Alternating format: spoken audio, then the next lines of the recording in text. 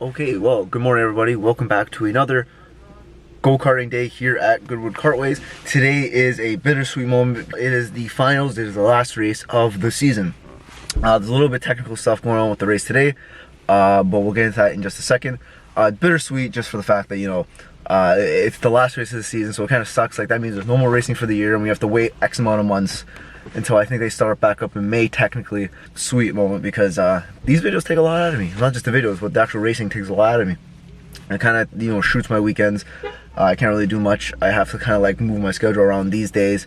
So yeah, I'm not trying to complain, just, bittersweet. It is what it is. So it's kind of nice that we're taking a break, but it sucks because I love racing. I love coming here. Anyways, so today's schedule is a little bit different than usual. Usually we do 2 to 3 practices, qualifying, and then the race. But today the way it's working is we're going to have one warm-up lap, and that's it. Then he's going to post the schedule up for qualifying. You're going to qualify, and then we're going to have a pre-final. And the way he explained pre-final is basically the finishing order in the pre-final will determine the actual starting lineup for the actual final. So the actual main race of the day. And there's points, spread around here and there. Like the finals is worth 2, is multiplied by 2. All the points there are multiplied by 2, but I'm gonna be honest, I don't really know, and it doesn't really matter to me because I'm definitely not doing anything with points today. But that's not the point. We're still here to have fun. We're gonna try to win because it's in the rain. That's also why I'm in my car. It's kind of raining right now, so yeah, I didn't want to go outside and ruin my camera, so there's that. But anyways, let's jump into my first practice. I don't know how it's gonna go. It's rain. Also, I got here really fucking late. I shouldn't be swearing. I got really late. I was at my buddy's concert last night, and we got home at like 1:30. I have to get up at 6 to get here. I slept in and I didn't get here till like 8:30. Yeah, I got here like 8:30 and didn't have time to walk the track.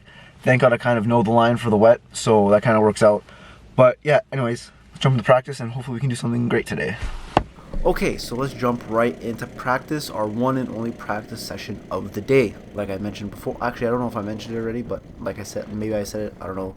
But we have a practice, qualifying, pre-finals, and then finals. If I didn't explain before, I'll explain after this race, so that'll be then thereafter. So yeah, we're not going to get too far into that.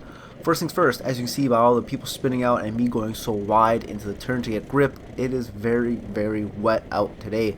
I didn't expect anything less as I go slightly off in turn 5. So yeah, it's very wet. I tried to get as much grip in that corner, but I guess pretty much, yeah, there was no grip here. Anyways, besides the fact that it is so wet this day, I'm going to not talk too much about that in practice. I'm going to talk more about the racing after. I want to give a quick update on my Supra. Actually, one more quick thing before we get to that. There was no timer for like all day in these carts. Like the timer didn't work. As you can see, as I passed the finish line, nothing. Anyways, Supra update. So I know last time I mentioned something about me possibly having troubles with the motor mounts. That is fixed. I don't know if I mentioned that lately. Yes, no. It's been 2 weeks since my last video, so yeah. But fixed that problem. I attached my Fish Tech racing kit to my actual 2J, and now we're stuck with another dilemma with the car, is that the transmission is way too big for the chassis. So if you guys don't know, I have a 1987 Supra, more known as a Mark II Supra, and I'm putting a 2JZ NAT setup in it, but it's a built motor, so it's whatever, it doesn't matter. And I'm putting a CDO9 on it. And the big problem with CDO9s, for the most part, is that they are way too big for most transmission tunnels. I guess 350Zs and stuff like that have massive transmission tunnels, but CDO9s have a tough time fitting into other chassis, especially other small, I guess not small because Supras aren't really small cars, but just older Japanese cars, because transmissions weren't that big. They're not as strong, I guess. I don't know. No idea. But yes, my issue now is I can fit the motor in no problem, but the transmission, it's having a tough time fitting in that tunnel. The tunnel is very small. R154s are quite tiny, as I dodged that guy at the last second before killing him, which was a big save. Thank God. That would have probably hurt going head on to something like that. But yeah, so I have a huge issue right now trying to fit my transmission into my car. So I tried like hammering in like the bell housing part of the transmission tunnel, if you understand what I'm trying to say, like the part you can see from looking into the engine bay. I tried hammering that part in, but that part seems to clear pretty fine. I don't have that big of a deal. The main issue is the actual tunnel itself, like the inside of it. because when I put my transmission in, the motor doesn't want to sit flat because it's getting caught. So either something in the actual tunnel is getting caught. I think maybe the actual mounts on the chassis for the OEM transmission mount is getting in the way. So there might be a bigger issue than I thought with this. So I may have to like really learn how to fabricate really quickly, or I'm gonna have a really bad day.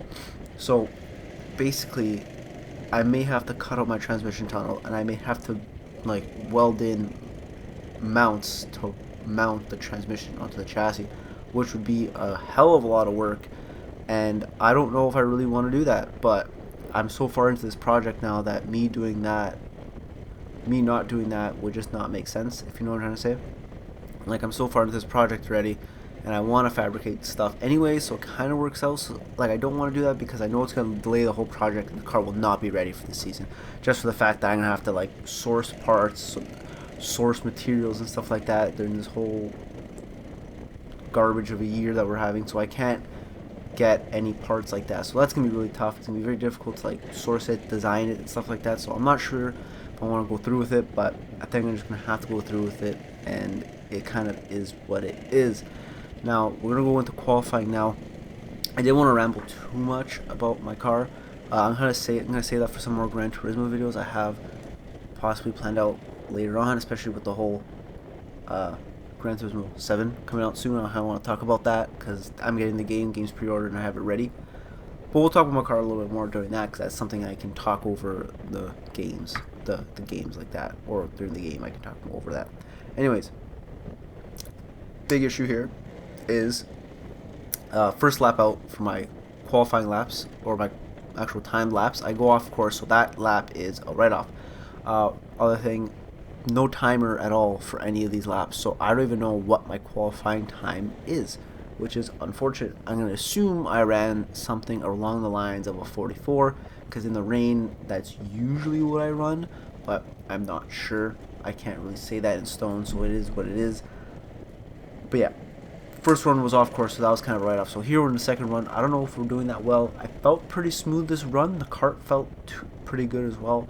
So hopefully we can actually get a decent run here as well, as we're coming to one of the second last corner essentially. I think we're having a run here, and we're getting a little bit close to the guy ahead of us, and he was kind of a rookie-ish, and I got a little bit too close, and big boy accident there. To be honest with you, that did not feel good at all. I kind of jumped out of my seat, and also, if you can tell, my cart got shut off, which was not fun, so I had to have the guy over here run over, push me off. I pushed myself off so I wouldn't be in the way of anybody, and here I'm just explaining to him, like, yeah, the cart turned off, nothing to do there.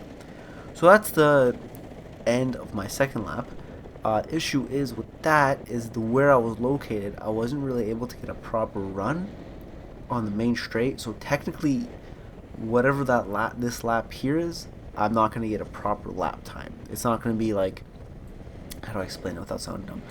But anyways, I do spin in this corner, so that ruins this lap as well. So basically, I'm not getting a clean lap this entire qualifying, so who knows what I got my qualifying lap in as. And I guess we're going to have to see what we can pull off in the pre-final.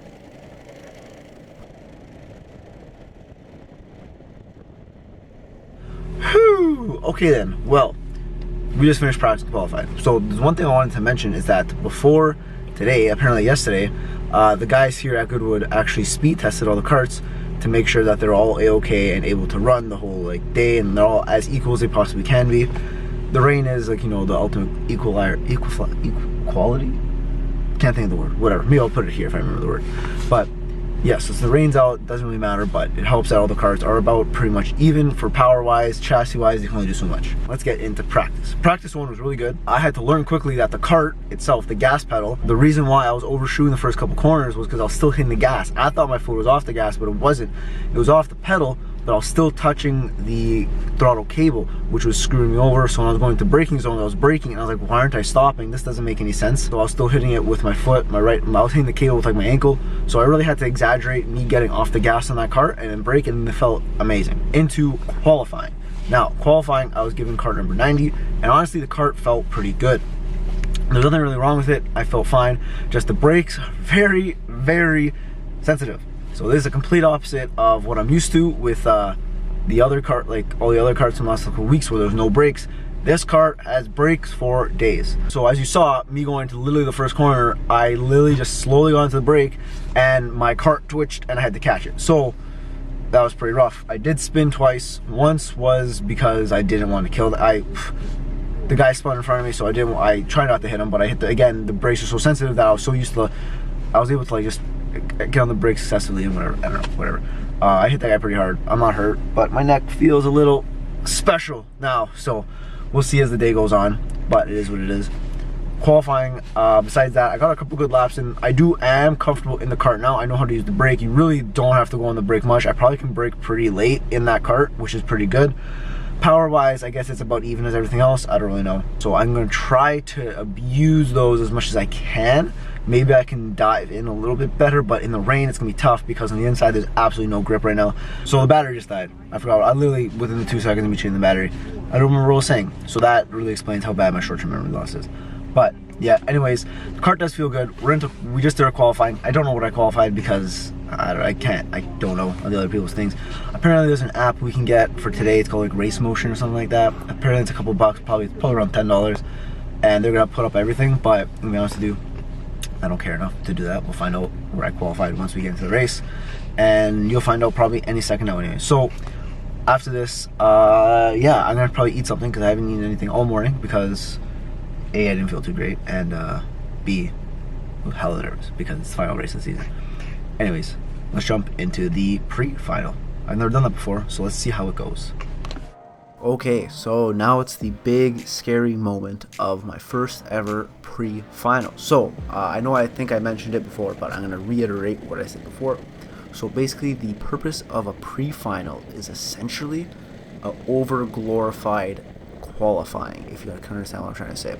So essentially what happens in pre-finals is you qualify, you have a qualifying session to put you in order for the pre-final, and then you race essentially to find your starting positions for the actual final race, which is kind of weird. So for example, I started in 7th this race. That's because I qualified in 7th. Don't know how I qualified in 7th. I didn't get even a slightly clean lap in any of them, so that's a miracle in itself.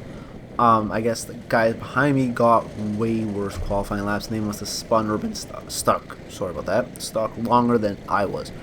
But yeah. So essentially what's going to happen here, so I started 7th, so if I finish 7th in this race, I will be starting 7th in the next race. If I finished 1st in this race, I will start 1st, yada yada yada. It goes simply just like that.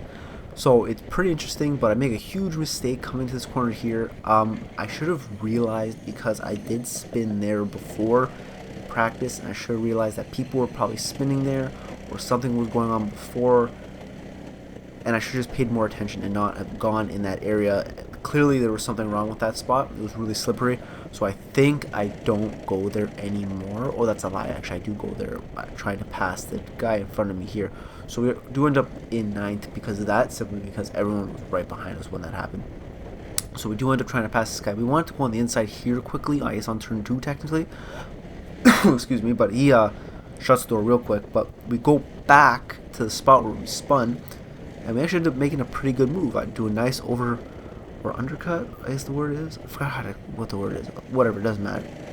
We make a pretty good move, and we end up being on the outside, which is technically the good corner or the good spot to be on the track for turn 5. And as you can see, he didn't have enough grip to go on the inside on me, and I was on the outside at where the grip was. So we are just going to fast forward everything pretty much here, simply because nothing else happens. If you want to see the full race in like full, without any interruptions, without any commentary, and we'll have an annotation up on top to go to the full race with no commentary, unedited. So you can watch that if you want to. It's up to you. But yeah, so we're just gonna fast forward through this 6 laps in total quickly, just because nothing else really happens. I kind of just hold my position and run a pretty solid-ish race. No one passes me. I don't really catch up to anybody else.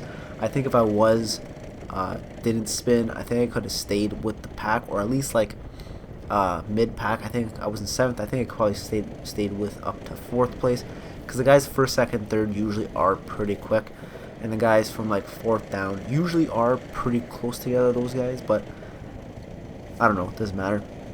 So we end up, so pay attention here, we end up finishing in 8th in this race, which is not great, not good. I do end up losing a position, but it's important to remember for the race, for the final coming up, and we'll talk to you about that when it comes.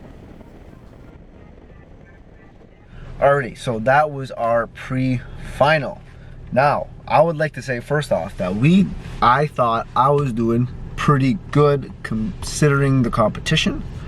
I understand the competition is very, very tight in the finals and stuff, because it's literally everybody in the whole thing, the whole entire league that is fighting for positions comes to the final.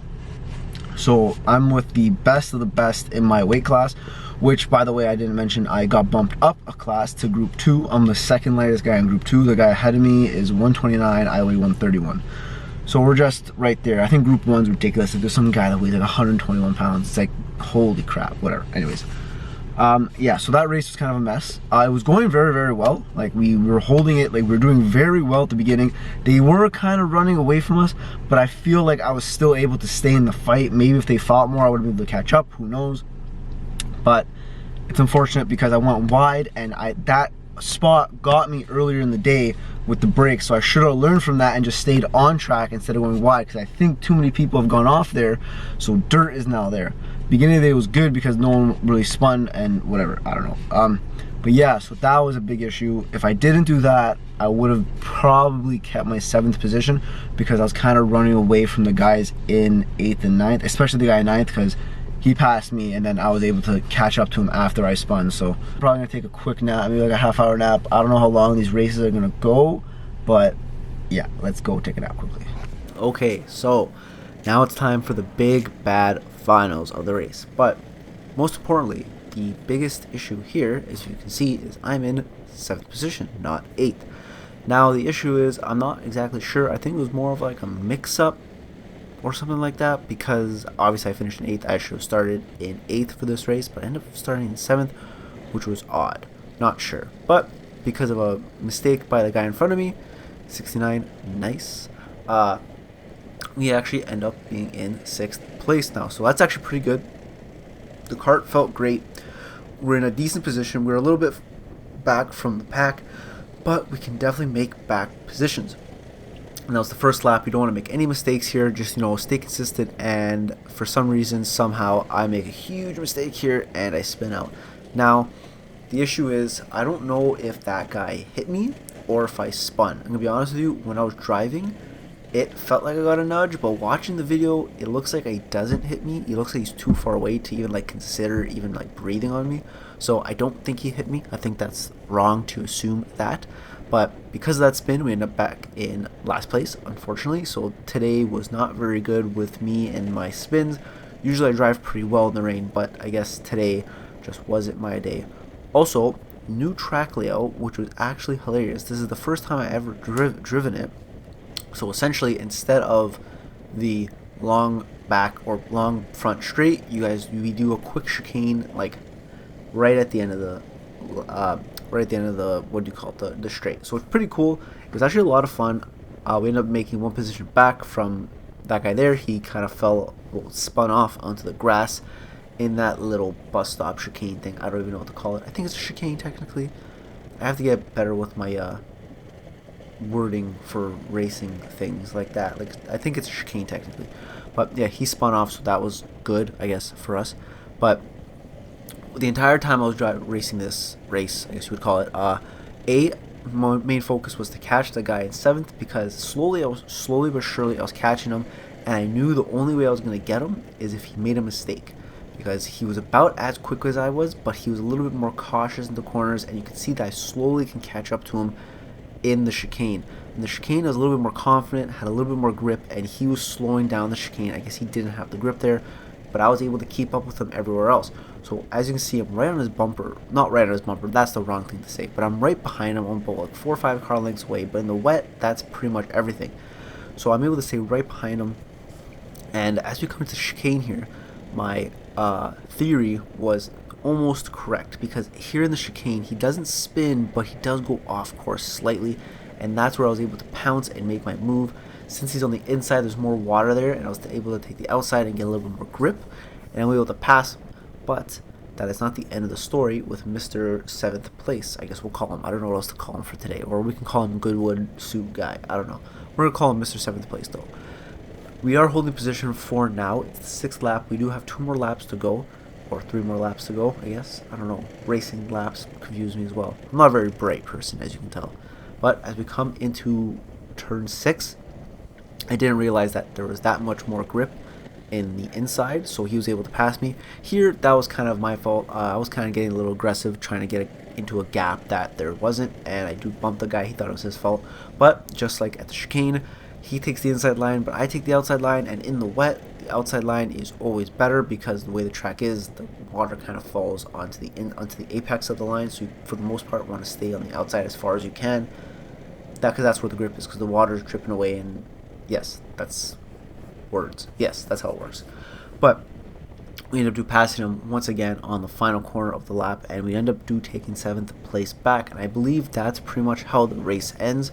I think the guy spun somewhere, because looking back, I didn't see where he was. So here, my main focus was, alright, let's just have fun, and we're not going to win this race, we're not going to catch up with anybody else, let's just not make a mistake that's going to let everybody else catch us, and us fall down positions again. So I kind of just took my time with it. This layout is probably one of the most fun layouts I've done. I couldn't imagine it in the dry, because I feel like that chicane, you could take it pretty freaking quickly. I feel like you could almost go, not maybe flat out, but I think all you have to really do is like lift, because since it's going downhill, no, that's actually wrong, what I was about to say. Anyways, but from what I understand, you probably could take it not flat out, but maybe just lift a slightly bit, just so that you can shift the weight to the front, put the grip into those tires, and able to go through the chicane. It looks like a blast. I hope we actually run that layout more next year. I know they kind of like didn't use many layouts this season. I'm not sure why. I'm guessing just more of a logistics thing. I'm not really sure. So we'll just let it be. But hopefully next season, with everything calming down and, you know, the government actually letting us live our lives now, we can actually possibly have a better season next season, starting earlier, and the season won't be as jam-packed so many weekends. Like, for example, technically this year's season's supposed to be every other week, but I was racing like almost every week. Didn't help that I was doing autocross as well. But yeah, it was a really jam-packed week, and with us finally passing the finish line, that is the end of our racing season. Okay, so like I said from before, bittersweet moment, but that officially ends my rookie year as a go-karting go-karting driver. Starting, I guess you would call my professional racing career, is I guess what you can call it. But unfortunately, it's over. It's a love-hate relationship with this, because it's so far away, and there's so much downtime with these places, because since it's such a huge event, so many people come, there's so much downtime. Like, for example, from my pre-final to my final, it was about 2-hour wait. I was sleeping in my car for about 2 hours, so it's kind of tough, but it is what it is. But yeah, so that's the end of my first rookie year as a go-karting driver, whatever you want to call it, something like that. It sounds more professional than I actually am, but it is what it is. But I had a blast this year. It was absolutely the most fun I've ever had. It was probably one of the best decisions I've ever made as well, because of how cost effective it is. You don't get a crazy amount of seat time. They do provide, you can come and pay X amount of money and you can get just laps like crazy. I think it's $60 and you get like, I think it's 60 laps, something like that, something crazy like that. You can get quite a few laps. Issue is they do that a lot during the week, and my work is like an hour and a bit from here, so they start that stuff at like 5:30 and I finish work at 5, so that stuff's not really possible for me, so can't really do that. If I could come and do more seat time, that would be perfect. I think that would like help me drastically. I'd actually be competitive, or more competitive than I am. But yeah, I don't know what to say. That's the end of the video. This end of the series for the year. I had an absolute blast. I can't wait until next year, which is about 5 or 6 months away. I think they start up back in April or May. I have the entire series on my YouTube channel in a playlist. I'm probably going to rename it to like C.R.K.C. Season 1, and I'll just, every year I'll make a new playlist for each season. Also, another thing they mentioned is that they want to do they're doing like a program of like what you can do after this, where you can move forward from this. And there's like these little, not shifter cars, but I forgot what they're called. I think it's the one Super GT used to drive. The Rotax, I think, or no, he drives those now. I think it's the Rotax that you can drive, and they're having a whole seminar about like what you have to do to get like up. And I'm gonna be honest with you, with the Supra being built, my Celica being like my autocross car, I don't think me buying another vehicle to go racing isn't really the smartest move. Also with the fact that I can't really transport that cart anywhere. So that's kind of unfortunate. Also, those days would conflict with a lot of other things, and I don't want to do that. The reason I like the arrive and drive is because it is so flexible. So if I do have something on the weekend, I can kind of cancel and go a different day and get all my races redone. Anyways, I'm rambling, but like I said, there's a whole series on my YouTube channel with like the whole season of this. I did miss race, I think it was 3. I forgot to bring my stuff, so that's not on here, but I have a recap of that race, so you can watch that there. But yeah, check that out. Anyways, thank you guys for watching, thank you guys for subscribing, and I'll see you guys next time. And I don't know what's gonna follow this series. Hopefully I can drag this out long enough, so until next season, but we'll see. But yeah, later guys.